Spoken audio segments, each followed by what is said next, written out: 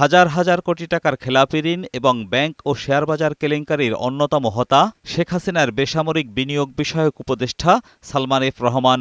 গেল কয়েক মাস ধরে দুদক তার বিরুদ্ধে দুর্নীতির তদন্ত করায় বেরিয়ে আসছে থলের বিড়াল।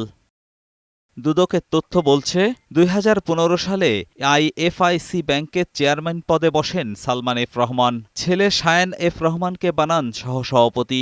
বাবা ছেলে মিলে নতুন নতুন প্রতিষ্ঠান খুলে সেসব প্রতিষ্ঠানের নামে ঋণ নিয়ে সেই টাকা বিনিয়োগ করতেন বেক্সিমকো গ্রুপে।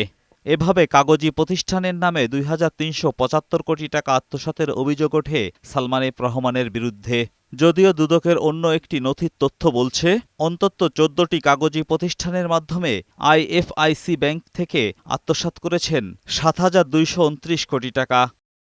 এ ঘটনায় ব্যাংকের ডিএমডি শাহ মোহাম্মদ মঈনুদ্দিন, ইকবাল পারভেজ চৌধুরী সহ ৪ জনকে জিজ্ঞাসাবাদ করছে দুদক।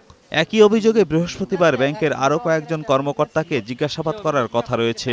ওনারা জাস্ট কথা বলতে চেয়েছে, আমরা জাস্ট কথা বলে দিলাম আর কি। এটা আমাদের কোনো সম্পৃক্ত ছিল না।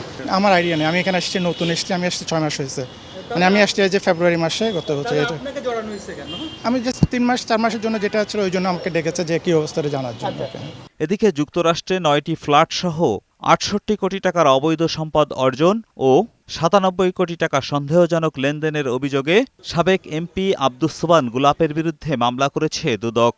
অসঙ্গতিপূর্ণ সম্পদ অর্জন এবং ৫১টি ব্যাংক হিসাবে ৯৭ কোটি ৬৩ লক্ষ টাকারও বেশি অস্বাভাবিক এবং সন্দেহজনক লেনদেন করার অপরাধ অনুসন্ধানকালে প্রমাণিত হয়েছে। এই কারণে তার বিরুদ্ধে একটি মামলা রুজুর সিদ্ধান্ত গৃহীত হয়েছে।